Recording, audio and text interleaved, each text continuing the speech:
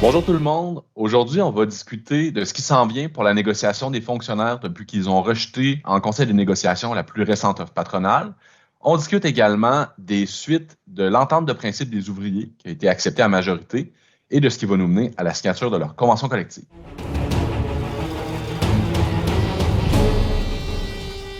Bonjour Maryse. Salut Julien. Lors du dernier InfoNégo, là, en ce qui concerne les fonctionnaires, on s'était laissé sur le fait que leur conseil de négociation avait décidé de rejeter la plus récente offre patronale. Pourrais-tu nous dire un petit peu ce qui s'est passé depuis en négociation et ce qui s'en vient pour la négo de cette accréditation-là? Bien, évidemment, Julien, suite au conseil de négociation, on a eu une négo. Il fallait toujours bien aviser la partie patronale que la proposition n'avait pas passé. Alors, cette rencontre-là s'est faite le 8 septembre dernier. Alors, j'ai avisé ma vis-à-vis que la proposition ne passait pas. Je l'ai avisé aussi de ce qui manquait. Alors, puis c'est pas compliqué, ça ne peut pas juste être un remaniement cosmétique. Alors, c'est de l'argent qui manque. Il n'y a pas assez d'argent sur la table. Donc, pour les prochaines étapes, elle, évidemment, doit faire un retour à ses mandants. Alors, elle doit aller voir ses mandants et leur expliquer ce qui ne marche pas chez les fonctionnaires. Alors, puis je lui ai dit que, écoute, on va se reparler. Moi, je lui donne une semaine. Alors, tu vois, aujourd'hui, on est lundi. Moi, mercredi, maximum, je m'attends un retour de sa part.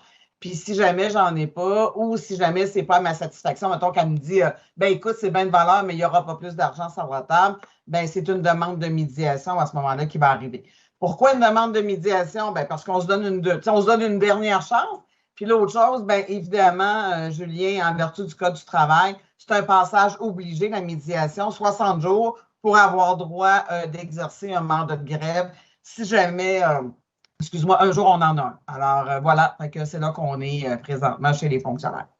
On peut peut-être rappeler à nos membres qu'à la fois le conseil de négociation, les membres eux-mêmes vont devoir être consultés avant l'exercice de tout moyen de pression lourd comme la grève, là. Donc, les membres n'ont pas à s'inquiéter aujourd'hui d'une grève immédiate, mais je comprends qu'on chemine un peu vers une accélération des moyens de pression. Tu sais, Julien, dans le fond, ce que je veux, c'est d'être prête. Tu sais, si je l'aimais, il faut se rendre jusque-là. On n'est pas là. Je ne suis pas en train, tu sais, je ne vais pas faire peur à personne. On n'est vraiment pas là, mais c'est comme les services essentiels. Tu sais, on négocie présentement les services essentiels. Puis pourquoi?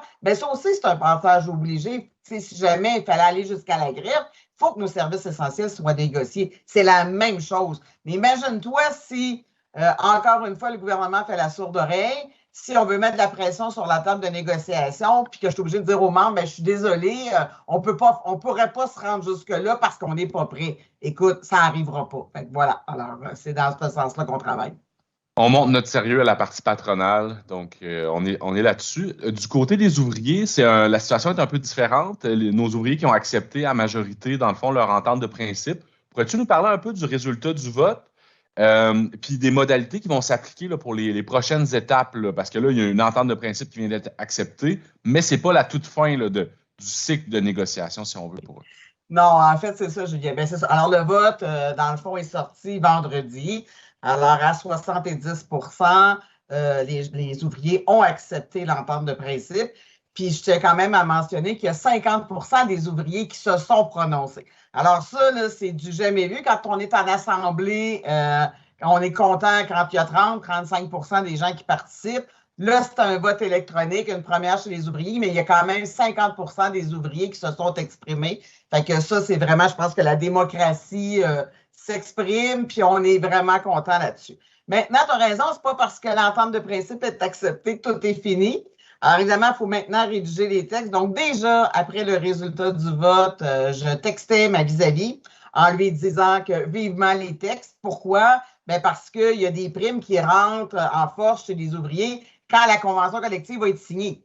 Donc, avant de la signer, il faut qu'on rédige les textes. Donc, alors, ça va être. Donc, toute l'emphase va être mise là-dessus. On espère signer le plus rapidement possible. Évidemment, je ne mettrai pas de date parce que j'en ai pas à vous donner, mais le but, là, c'est vraiment pas d'étirer le plaisir. Puis, une fois que la convention collective va être signée, là, on va envoyer une note au Conseil du Trésor pour qu'on arrête le prélèvement de la cotisation spéciale. Alors, une fois que le prélèvement de la cotisation spéciale va être terminé, à ce moment-là, le syndicat va pouvoir rembourser les ouvriers au prorata des sommes. Puis normalement, ça se fait dans les 60 jours. Ensuite de ça, dans la convention collective, il est dit aussi, les gens vont avoir le droit de la rétroactivité sur le salaire.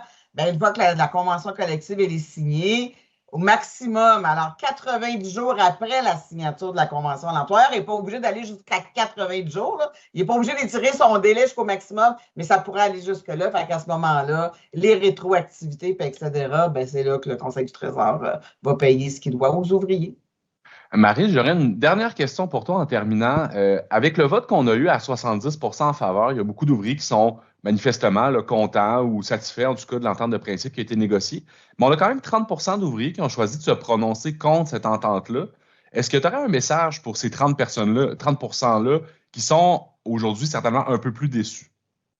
Ben, en fait, c'est difficile d'avoir une entente de principe qui va plaire à tout le monde. Maintenant, ce que je dis, c'est que vous êtes pas content de cette entente-là et c'est votre droit. J'ai aucun problème avec ça. Mais demain matin, on recommence la prochaine négociation. Là, qu'est-ce que tu veux?